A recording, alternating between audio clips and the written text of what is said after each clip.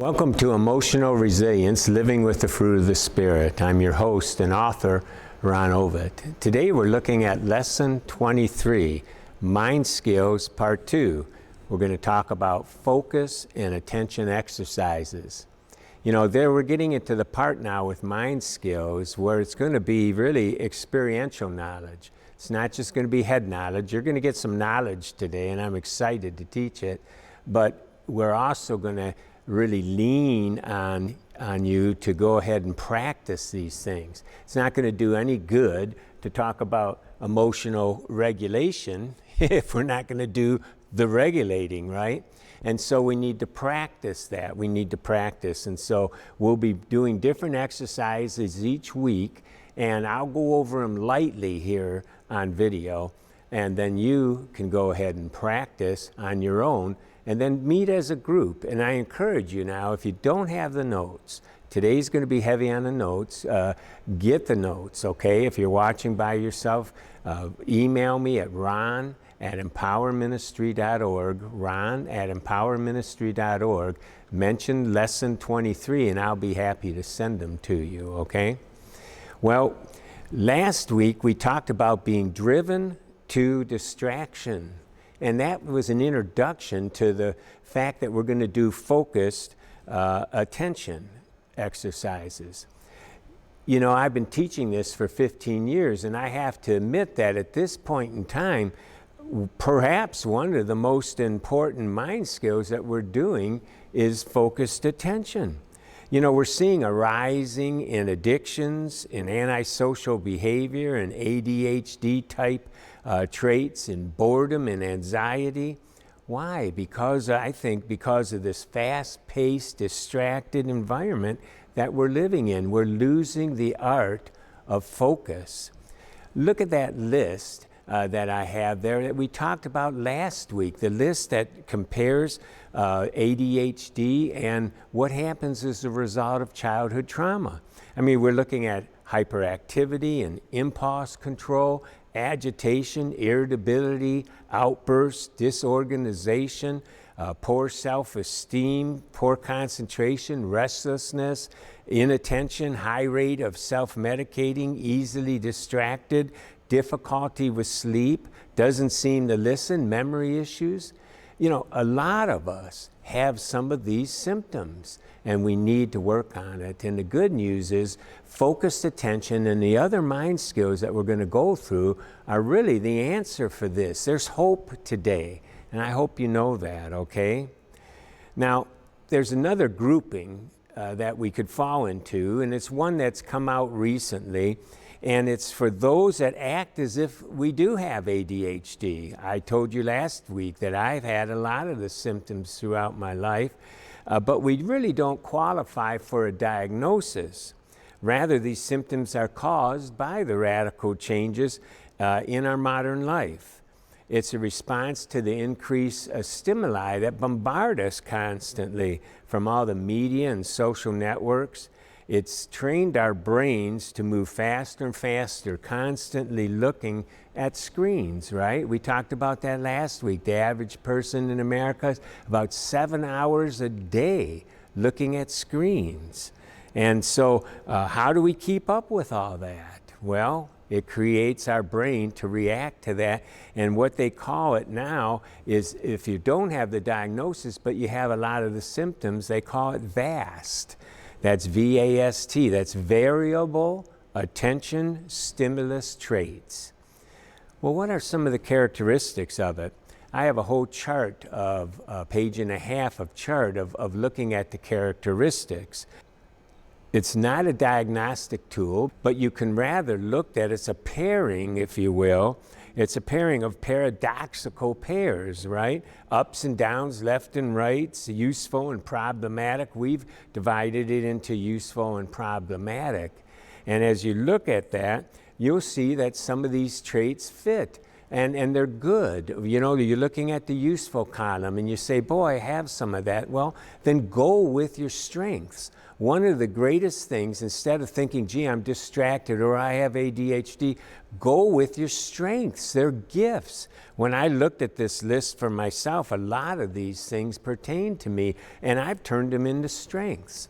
In a lot of my videos out there, I have a whole thing called Mr. Change Agent. Why? Because I'm a change agent. And I'll never forget when I first heard of that term. It was years ago in Fast Company magazine.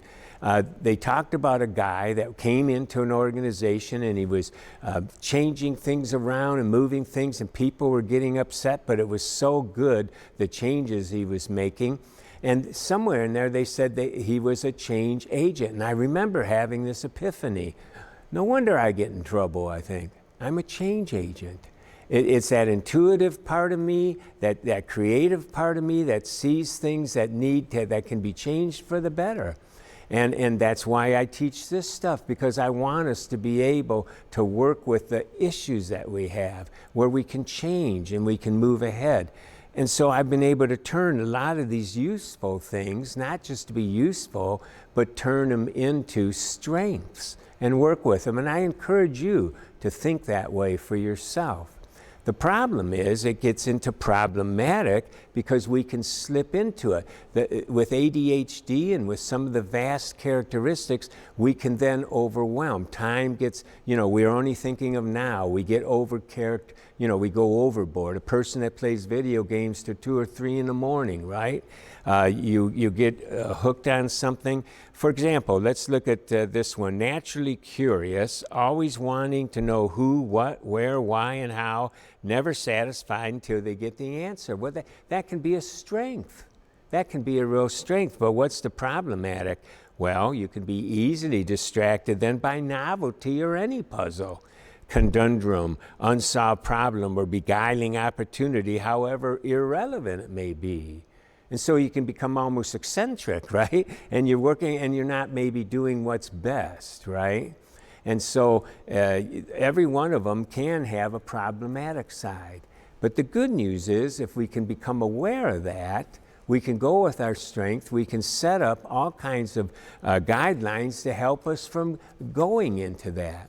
A lot of the issues that I had as a child, we didn't have definitions for them back then.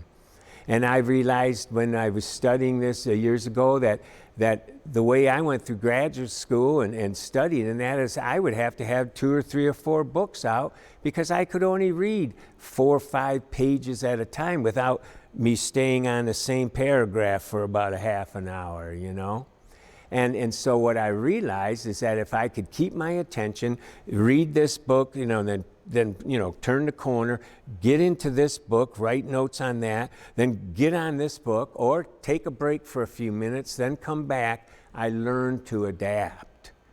And a lot of this is up to us to say, okay, I have this, but now I can adapt, okay?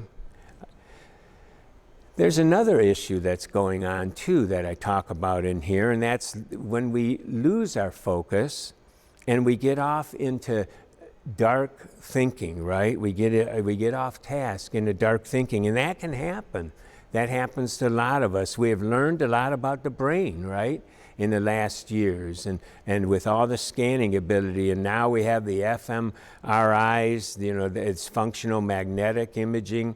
It's like a moving X-ray, and it has increased our ability to see areas in the brain that are active, and even when we're just thinking. And they've done all kinds of brain scans, and so we're able to see things. And what happens is that when we're engaged in any task, when we're engaged in various types of thinking, or that an area of neurons light up, and that grouping of neurons is called a connectome.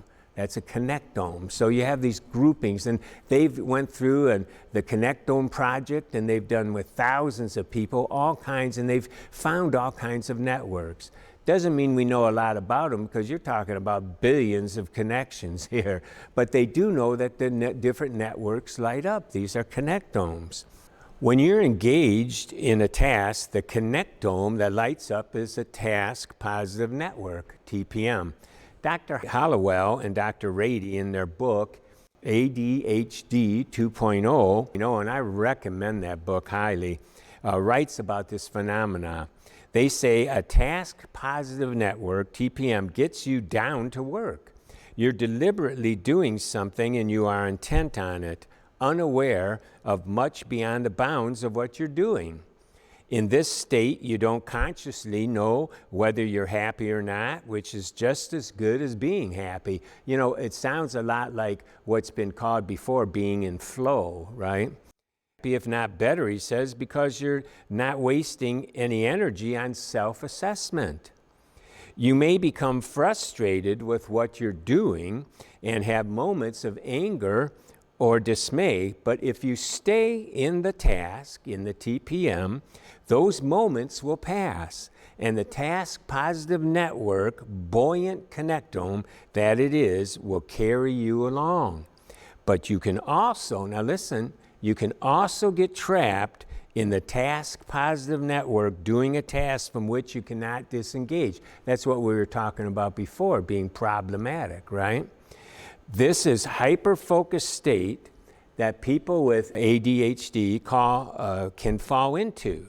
Far from being helpful, it can keep you stuck in one task, unable to shut down the screen, turn off the TV, or move from one paragraph to the next. That's what I was explaining in my reading. This is often unrecognized downside of focus. Now, it may sound like someone else's problem, but the truth is many of us are affected by today's environment, right? Take a closer look at that list that we talked about in the beginning of this lesson, right? And you'll see that many of us struggle with this. We're more distracted than ever. And that's what Hollowell and Rady write. They say this, incidentally, the reason that so many people are starting to look and act distracted as if they all have ADHD or VAST is that fewer and fewer people are spending time in the task-positive network. They are not spending enough time focusing on a single task. You know, we multitask all the time, don't we? Unfortunately, they say, task-positive network is akin to a muscle that, falls apart when it's not being used. So as we mentally flit around, the TPM weakens and our attention span shortens.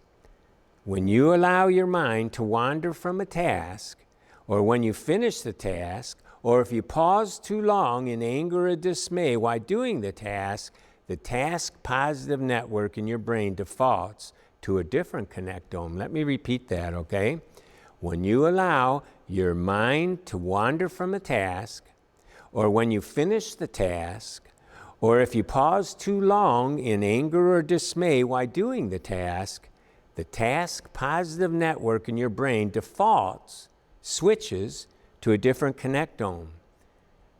And that's what they call the default mode network. Now this is important and it's exciting. This is newer technology and I'm excited to bring it to you. The connectome is called the default mode network.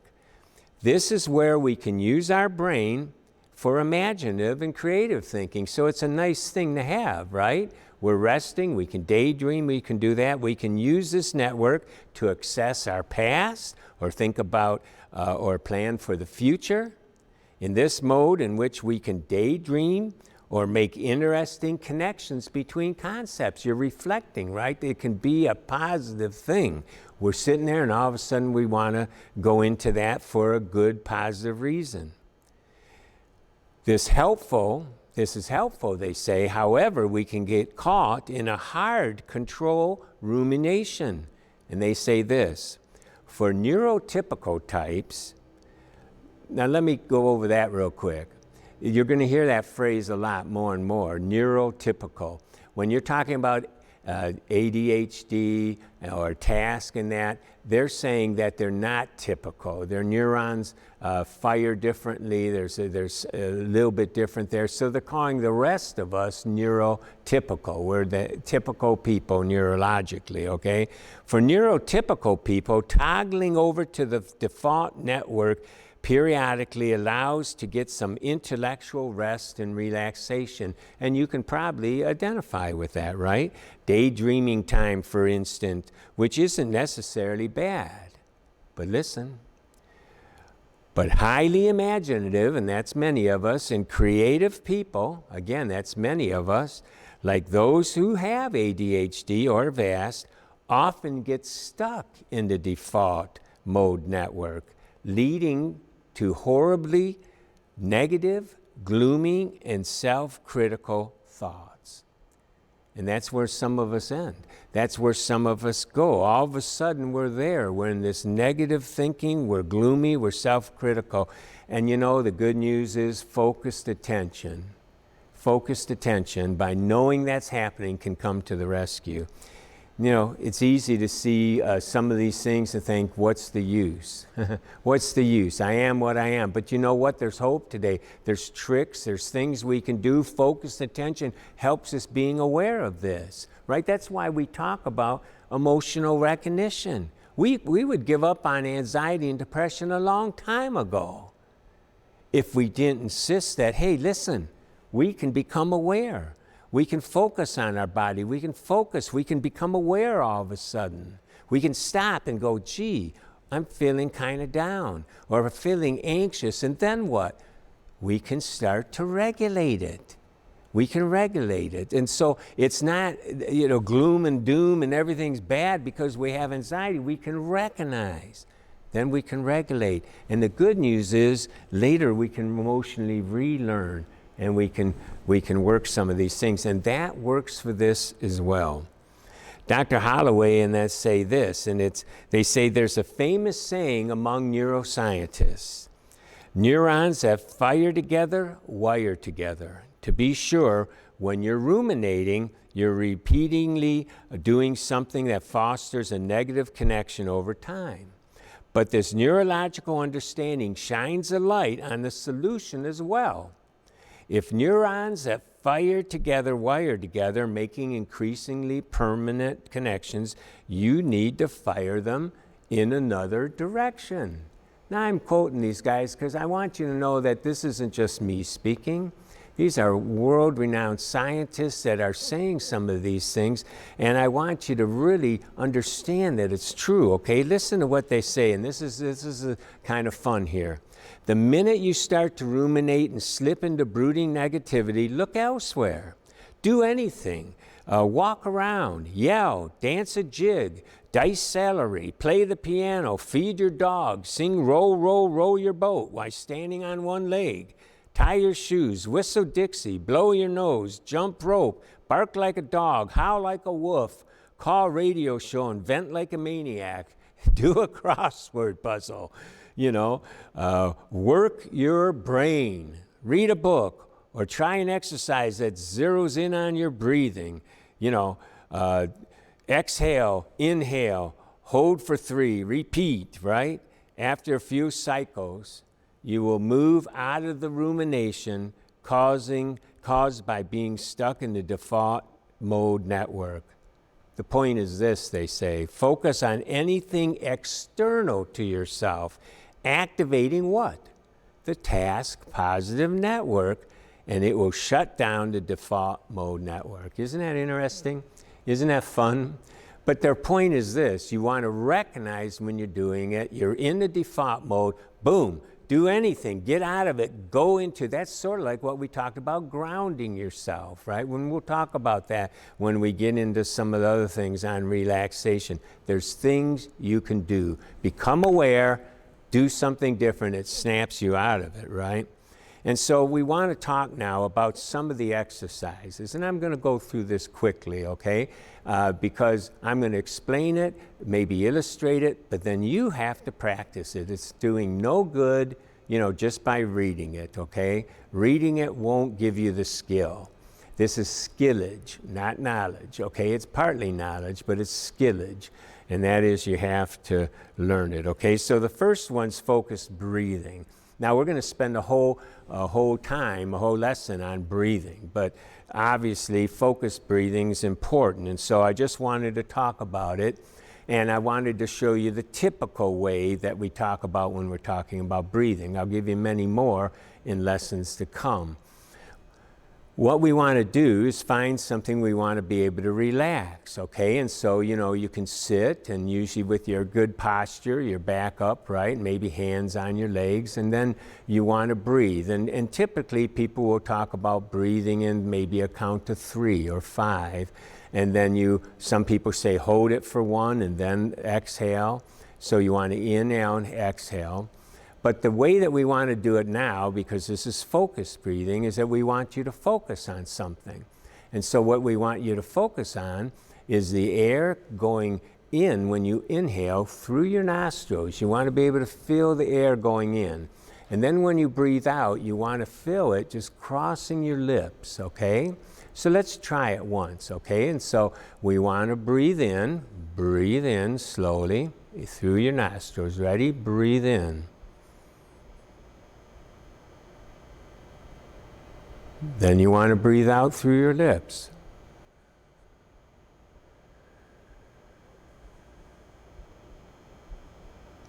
Then breathe in.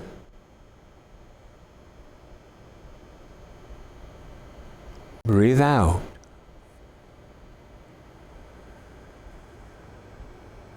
Now, there's another part I want you to focus on, and that's your belly.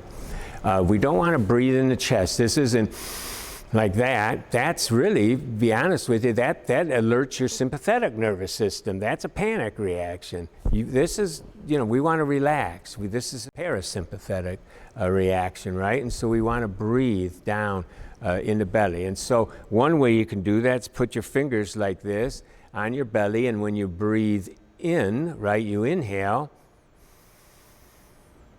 you expand your belly, and when you exhale, your fingers should come back. And so that gives you 3 things you can focus on. Your fingers, put your fingers on your belly, you breathe in, you feel it going into your nostrils. When you exhale, you feel it coming through your lips, and your fingers are moving down. Now, why are we doing that? Because we want to be able to focus. And you're going to realize, that you're going to become distracted. You're going to become distracted. And so that's the second exercise. How do we manage distractions? Now, if you were just breathing once or twice, like I'm having you do here, well, you probably won't be distracted. But what happens when you're going to do this for 15 minutes? That's what you want to eventually get to, right? You want to be able to relax, and we'll talk more about that in breathing. Well, part of what we want to learn is how do we go ahead and not be distracted? Well, we come back to the breathing. And so how do we do that? We inhale. We're focusing on the breath going in, and we exhale. And all of a sudden we're thinking, gee, I wonder, we're into it about 2 minutes, and we're thinking, what am I going to have for lunch? Well, we've just been distracted. And what we want to do, and this is important, we want to notice, gee, I'm distracted. But we want to do it without judgment. Because without judgment, then, we're going to be able to just notice it and return to the breathing. So we sit there and we go, oh, you know what? I've been distracted. And we come back to it. Now, all of a sudden, I'm back. I'm focusing on it in the nostrils and focusing back, and I'm back to focusing. I get distracted again. I'm being distracted. And we practice again. Now, the good news about that is not being negative about the fact that I'm being distracted. It's going to happen. The fact is we're rehearsing how to come back from distraction. That's an invaluable exercise. What's part of the problem, right, with the default network is that we're getting in too deep, right? Well, we can come back.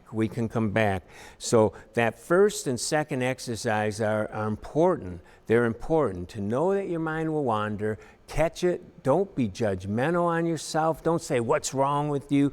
Come back to the breath, and it's an incredible, great exercise. Now, another way to embellish on that is being here now. And so, when you're distracted, you can say, gee, I'm distracted. But you know what? Here I am now, right? So you go, be here now. Or another one is, here am I, God, I'm here, Lord. I'm here, God. As a religious practice, you're just sitting there and you're in the presence of God. You're aware of that. And maybe you're doing it as a meditation and you're just breathing and here am I, God. Or here am I, Lord, right? Or you can even turn it around. You are here, Lord. And so, you're bringing your attention back to God, if that's what you're focusing on, or back to your breathing, okay?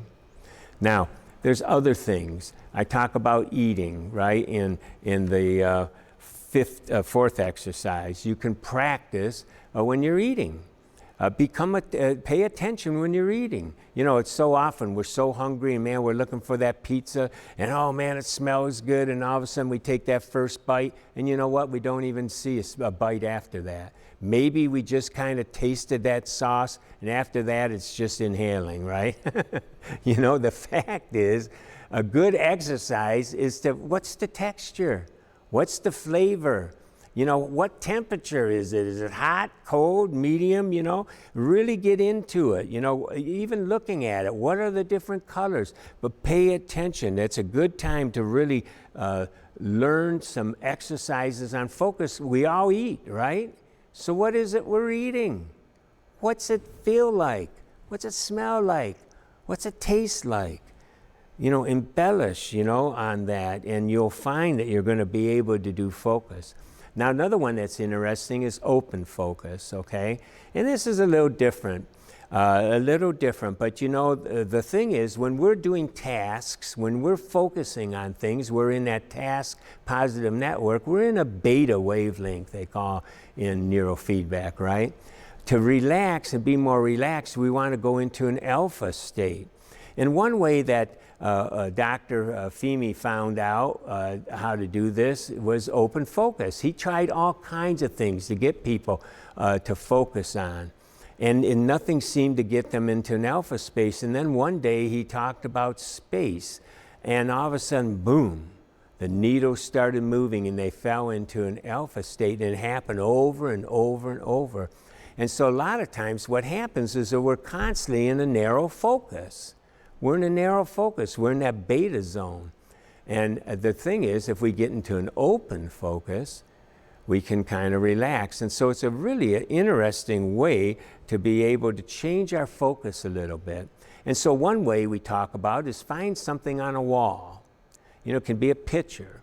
It can be whatever. If you have flowers hanging on a wall or something, picture something on a wall, look at it, then see another object on a wall and focus on it. And then focus on the space between. The space between. And you'll find yourself as you focus on that space, this isn't focusing on nothing, this is focusing on space, that you'll be able to relax. And so you can do that. Now, if you're comfortable, I'll give you an exercise. You can go ahead and close your eyes. And so one of the things they do is focus on the space around your thumb. And so you're focusing, on your hands, then you focus around the space around your thumb. Now, when you look at it, you can open your eyes and look, there's space around your thumb, right? And so it's down here and you're thinking about the space. Then you can go focus on the space between the thumb and the index finger. Focus around the space around it, and you'll be amazed as you're just think about if your hands are like this, think about the space between your hands. But you'll find if you just, and you usually wait 15 seconds, and they're not forcing you to. In fact, the words are really technically this, and I have them in the lesson. Can you imagine the space between your hands?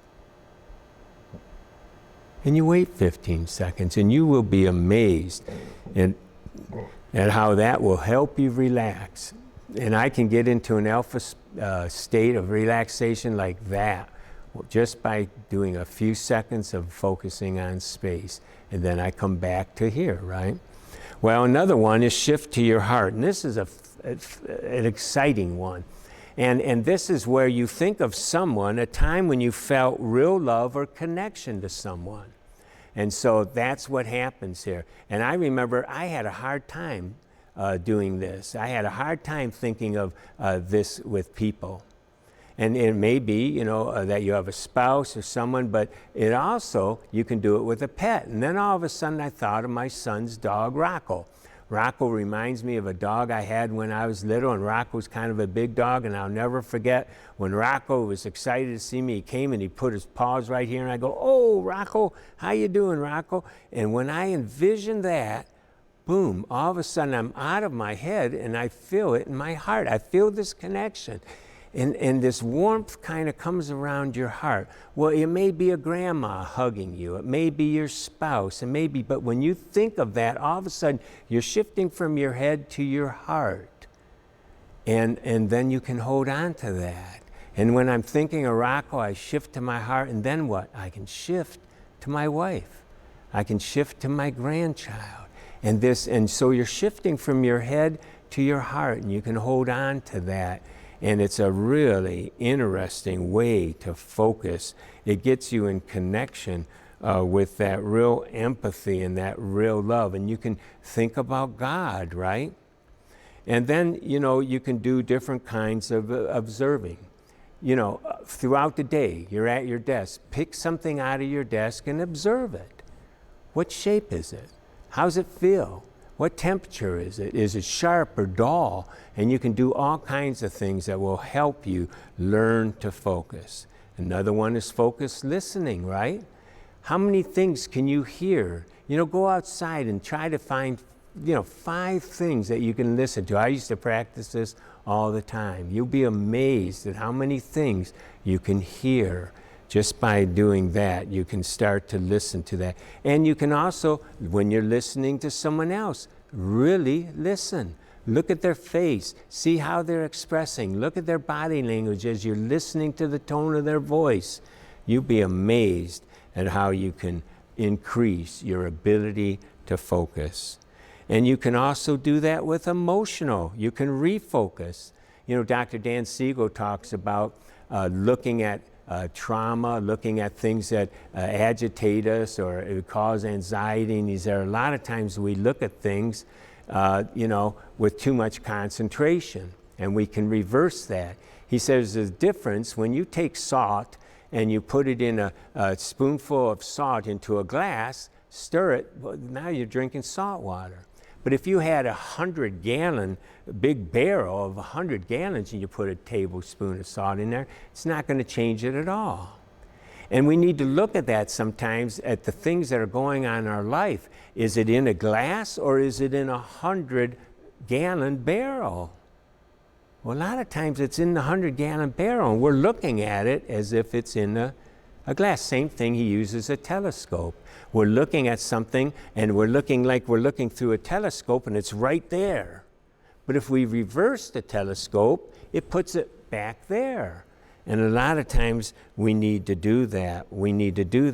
A panic attack, right? We're all focused, everything's up here, and we say, hold it, stop. Reverse that telescope, right? Make it smaller. Hey, this is just faulty wiring. I'm not going to die. And we breathe and we relax, right? And we can do that with cravings. We can do that with a lot of our emotions. And then finally, focus on the presence of God. Find a place where you can be quiet. And one of the things, like even an open focus that I've done before, is focus on the space between you and God. And when I did that, boom, it was right here. God's presence is everywhere. And all of a sudden, when I'm focusing on, can I imagine the space between me and God? Well, it's right here, and I'm in His presence. Well, we can focus being in the presence of God and just basking in His presence, enjoying His presence. And then finally, exercise 11, we can go ahead and focus on changing our thinking. And the questions are, what am I feeling? Focus on that. What am I believing? See if we get in touch with that. Then ask ourselves, what's the truth? Ask God, Lord, what's the truth? And now we're in more of a meditative state, right? And we can focus on the truth. And so there's 11 different exercises here that you can do. And I implore you, please, if you don't have the lesson, contact me, Ron at empowerministry.org. That's Ron at empowerministry.org, lesson 23. I'll be happy to send it to you. So practice, practice, practice. Next week we'll continue with some more mind skills.